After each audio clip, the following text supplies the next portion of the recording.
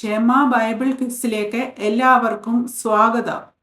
യോശുവ അധ്യായം 22 Bible quiz. യഹോവ എല്ലാ ദേശവും ഇസ്രയേൽ മക്കളുടെ കൈകളിൽ ഏൽപ്പിച്ചതിന് ശേഷം യോശുവ ആരെല്ലാമാണ് വിളിച്ചത്? രൂബേന്യരെയും ഗാദ്യരെയും മനശ്ശെയുടെ പാതി ഗോത്രത്തെയും. രൂബേന്യരും ഗാദ്യരും മനശ്ശെയുടെ പാതി ഗോത്രവും ആര് അവരോട് കൽപ്പിച്ചതൊക്കെയും പ്രമാണിക്കുകയും ചെയ്തിരിക്കുന്നു എന്നാണ് യോശുവ രൂബേന്യരോടും ഗാദ്യരോടും മനശ്ശെയുടെ പാതി ഗോത്രത്തോടും പറഞ്ഞത്. യഹോവയുടെ ദാസനായ മോശ.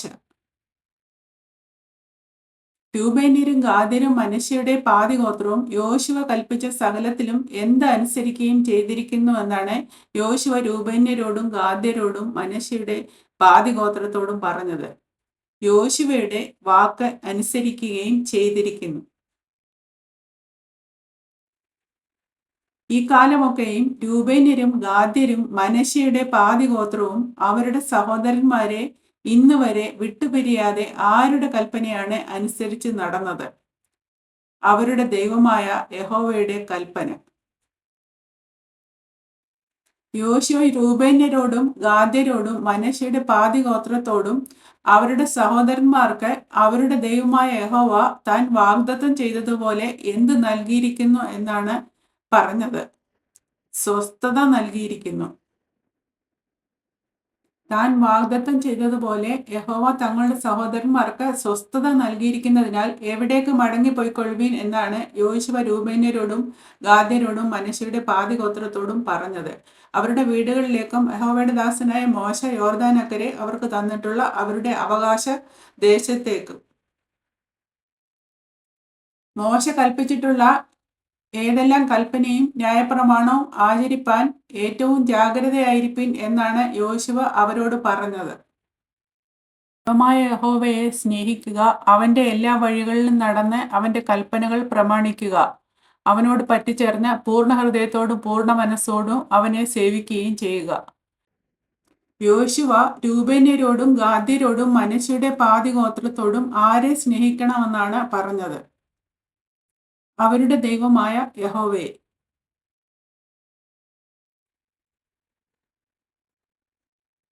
യോശുവ രൂബേന്യരോടും ഗാദ്യരോടും മനശ്ശെയുടെ പാതി ഗോത്രത്തോടും ആരുടെ വഴികളിൽ നടക്കണമെന്നാണ് പറഞ്ഞത്?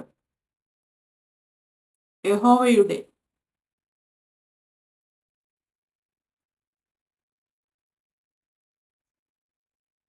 യോശുവ രൂബേന്യരോടും ഗാദ്യരോടും മനശ്ശെയുടെ പാതി ഗോത്രത്തോടും യഹോവയോട് പറ്റിച്ചേർന്ന് എങ്ങനെ അവനെ സേവിക്കുകയും ചെയ്യണമെന്നാണ് പറഞ്ഞത്? പൂർണ്ണ ഹൃദയത്തോടും പൂർണ്ണ മനസ്സോടും കൂടി. രൂബേന്യരെയും ഗാദ്യരെയും മനശ്ശെയുടെ പാതി ഗോത്രത്തെയും അവരുടെ വീടുകളിലേക്ക് പറഞ്ഞയക്കുന്നതിന് മുമ്പ് യോശുവ എന്തു ചെയ്തു? അവരെ അനുഗ്രഹിച്ചു.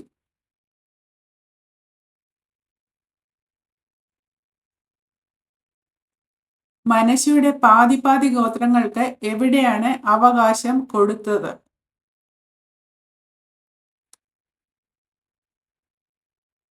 മനശ്ശെയുടെ പാതി ഗോത്രത്തിന് മോശ ബാശാനിൽ അവകാശം കൊടുത്തിരുന്നു. മറ്റേ പാതി ഗോത്രത്തിന് യോർദാൻ ഇക്കരെ പടിഞ്ഞാറ് അവരുടെ സഹോദരന്മാരുടെ ഇടയിൽ യോശുവ അവകാശം കൊടുത്തു. രൂബേൻ, ഗാദ്, മനശ്ശെയുടെ പാതി ഗോത്രം എന്നീ ഗോത്രങ്ങളോട് അവരുടെ വീടുകളിലേക്ക് മടങ്ങിപ്പോകുമ്പോൾ എന്ത് കൂടെ കൊണ്ടുപോകാനാണ് യോശുവ പറഞ്ഞത്? വളരെ നാൽക്കാലികൾ, വെള്ളി, പൊന്ന്, ചെമ്പ്, ഇരുമ്പ്, വളരെ വസ്ത്രം എന്നിങ്ങനെ അനവധി സമ്പത്തോടും കൂടെ. രൂബേന്യരും ഗാദ്യരും മനശ്ശെയുടെ പാതി ഗോത്രവും തങ്ങളുടെ ശത്രുക്കളുടെ പക്കൽ നിന്ന് കിട്ടിയ കൊള്ള എന്ത് ചെയ്യണമായിരുന്നു? അവരുടെ സഹോദരന്മാരുമായി പങ്കിട്ട് കൊള്ളണം.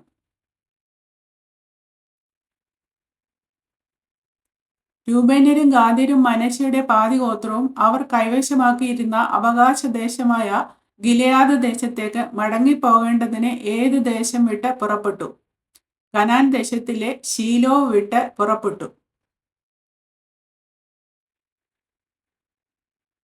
രൂബേന്യരും ഗാദ്യരും മനശ്ശെയുടെ പാതി ഗോത്രവും എവിടെയാണ് യാഗപീഠം പണിതത്? യോർദാനു സമീപത്ത്.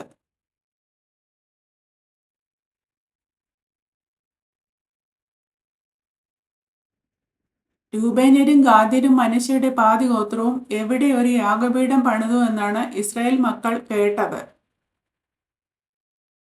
കനാൻ ദേശത്തിന്റെ കിഴക്കുപുറത്ത് യോർദാന് പ്രദേശങ്ങളിൽ. രൂബേന്യരും ഗാദ്യരും മനശ്ശെയുടെ പാതി ഗോത്രവും യോർദാന്യ പ്രദേശങ്ങളിൽ ഇസ്രായേലി മക്കൾക്ക് എതിരെ ഒരു യാഗപീഠം പണിതിരിക്കുന്നു എന്ന് ഇസ്രായേൽ മക്കൾ കേട്ടപ്പോൾ ഇസ്രായേൽ മക്കളുടെ സഭ മുഴുവനും ശീലോവിൽ ഒത്തുകൂടിയതെന്തിന്? അവരോട് യുദ്ധത്തിന് പുറപ്പെടുവാൻ. കിഴക്കൻ ഗോത്രങ്ങൾക്കെതിരെ യുദ്ധത്തിന് പുറപ്പെടുവാൻ ശീലോവിൽ ഒന്നിച്ചു കൂടിയത് ആരെല്ലാമാണ്? ഇസ്രായേൽ മക്കളുടെ സഭ മുഴുവനും.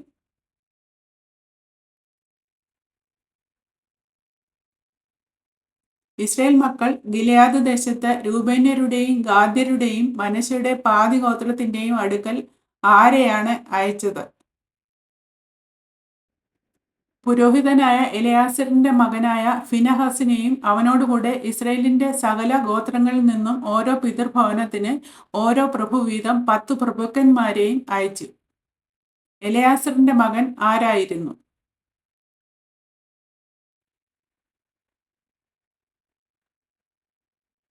ഫിനഹാസ്.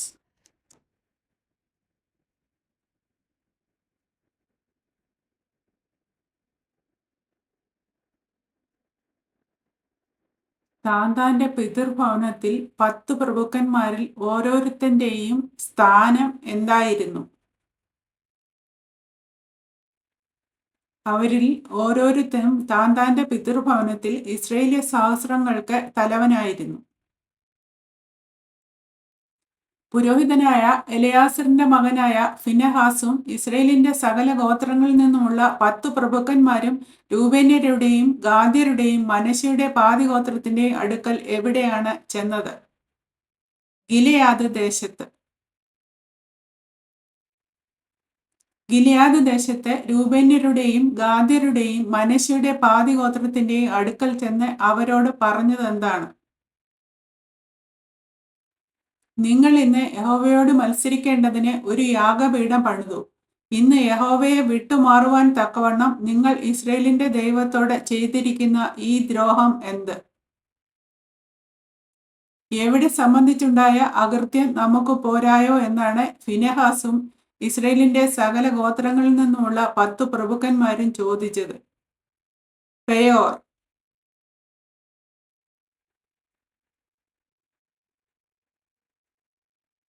പെയോർ സംബന്ധിച്ചുണ്ടായ അകൃത്യ നിമിത്തം യഹോവയുടെ സഭയ്ക്ക് ഉണ്ടായത് എന്ത്? ബാധ ഉണ്ടായി.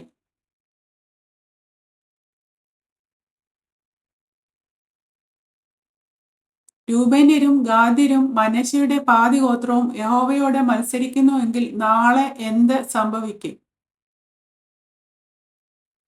നാളെ യഹോവ ഇസ്രായേലിന്റെ സർവ്വസഭയോടും കോപിപ്പാൻ സംഗതിയാകും.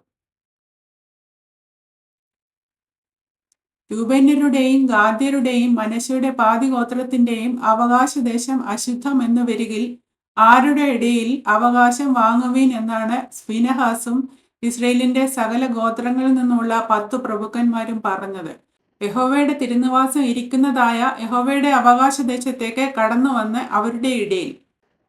രൂബേൻ, ഗാദ്, മനശ്ശെയുടെ പാതി ഗോത്രം എന്നീ ഗോത്രങ്ങൾ ആരോട് മത്സരിക്കരുത് എന്നാണ് ഫിനെഹാസും ഇസ്രായേലിന്റെ സകല ഗോത്രങ്ങളിൽ നിന്നുമുള്ള 10 പ്രഭുക്കന്മാരും പറഞ്ഞത്. നമ്മുടെ ദൈവമായ യഹോവയുടെ യാഗപീഠം ഒഴികെ ഒരു യാഗപീഠം പണിത് യഹോവയോട് മത്സരിക്കരുത്, ഞങ്ങളോടും മത്സരിക്കരുത്. സേരഹിന്റെ മകനായ ആഖാൻ ശപഥാർപ്പിത വസ്തു സംബന്ധിച്ച് ഒരു കുറ്റം ചെയ്യുകയാൽ എന്ത് സംഭവിച്ചു? കോപം ഇസ്രായേലിന്റെ സർവ്വസഭയുടെയും മേൽ വീണു.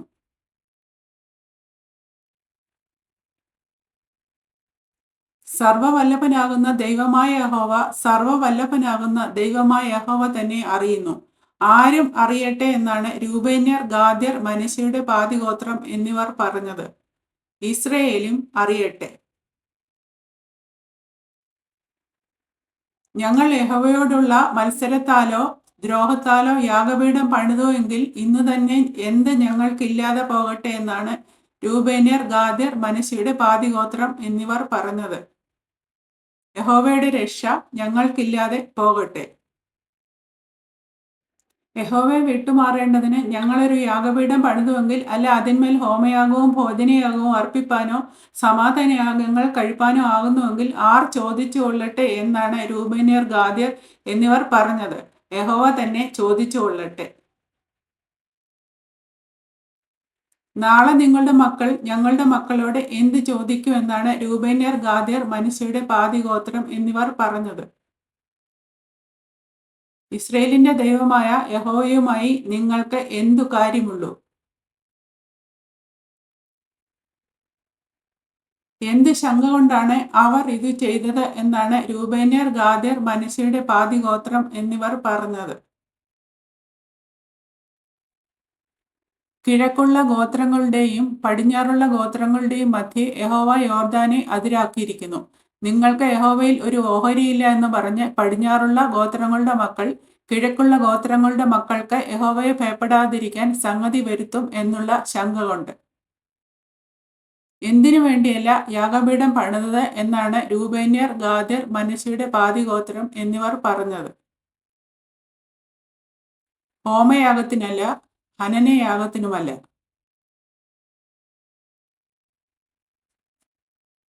രൂബേന്യർ, ഗാദ്യർ, മനശ്ശെയുടെ പാതിഗോത്രം എന്നിവർ യോർദാന് സമീപത്തെ യാഗപീഠം പണിതത് യഹോവയുടെ സന്നിധാനത്തിൽ യഹോവയുടെ ശുശ്രൂഷ എങ്ങനെ അനുഷ്ഠിക്കുന്നതിനു വേണ്ടിയാണ്. അവരുടെ ഹോമയാഗങ്ങളാലും ഹനനയാഗങ്ങളാലും സമാധാന യാഗങ്ങളാലും. നിങ്ങളുടെ മക്കൾ നാളെ ഞങ്ങളുടെ മക്കളോട് എന്തു പറയാതിരിക്കുകയും ചെയ്യേണ്ടതിനു വേണ്ടിയാണ് രൂബേന്യർ, ഗാദ്യർ, മനശ്ശെയുടെ പാതിഗോത്രം എന്നിവർ യോർദാന് സമീപത്ത് യാഗപീഠം പണിതത്. നിങ്ങൾക്ക് യഹോവയിൽ ഒരു ഓഹരിയില്ല എന്ന് പറയാതിരിക്കുകയും ചെയ്യേണ്ടതിനു വേണ്ടി. ഞങ്ങൾക്കും നിങ്ങൾക്കും നമ്മുടെ ശേഷം നമ്മുടെ സന്തതികൾക്കും മധ്യേ എന്തായിരിക്കേണ്ടതിനു വേണ്ടിയാണ് രൂബേന്യർ, ഗാദ്യർ, മനശ്ശെയുടെ പാതിഗോത്രം എന്നിവർ യോർദാന് സമീപത്ത് യാഗപീഠം പണിതത്. ഒരു സാക്ഷി ആയിരിക്കേണ്ടതിന്.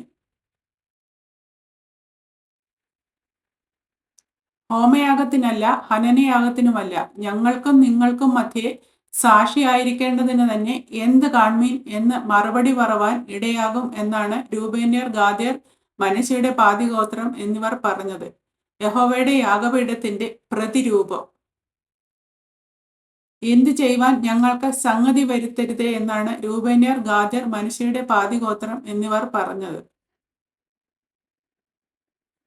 നമ്മുടെ ദൈവമായ യഹോവയുടെ തിരുനിവാസത്തിന്റെ മുമ്പാകെയുള്ള അവന്റെ യാഗപീഠം ഒഴികെ ഹോമയാഗത്തിനോ ഭോജനയാഗത്തിനോ ഹനനയാഗത്തിനോ വേറൊരു യാഗപീഠം ഉണ്ടാക്കിയിട്ട് യഹോവയോട് മത്സരിക്കുകയും ഇന്ന് യഹോവയെ വിട്ടുമാറുകയും ചെയ്യുവാൻ ഞങ്ങൾക്ക് സംഗതി വരരുതേ.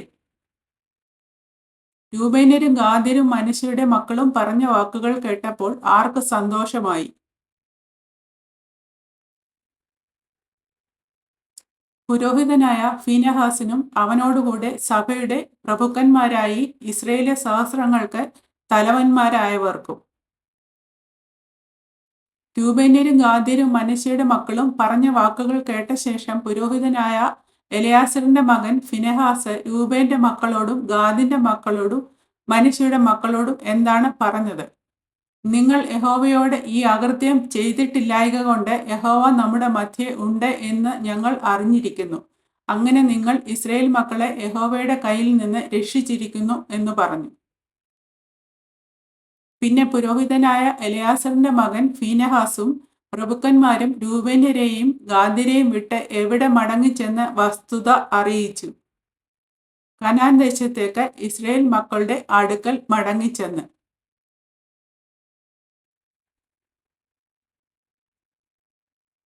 ഇസ്രയേൽ മക്കൾക്ക് ആ കാര്യം സന്തോഷമായി. അവർ എന്ത് ചെയ്തു?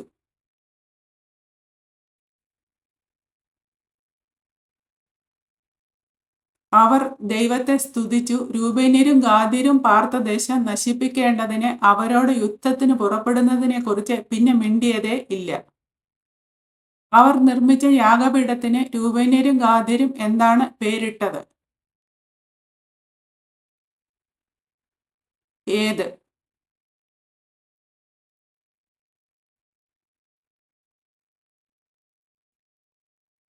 എന്തു പറഞ്ഞാണ് രൂബേന്യരും ഗാദ്യരും ആ യാഗപീഠത്തിന് ഏത് എന്ന് പേരിട്ടത്? യഹോവ തന്നെ ദൈവം എന്നതിന് ഇത് നമ്മുടെ മധ്യേ സാക്ഷി എന്ന് പറഞ്ഞു. ദൈവം എല്ലാവരെയും അനുഗ്രഹിക്കട്ടെ.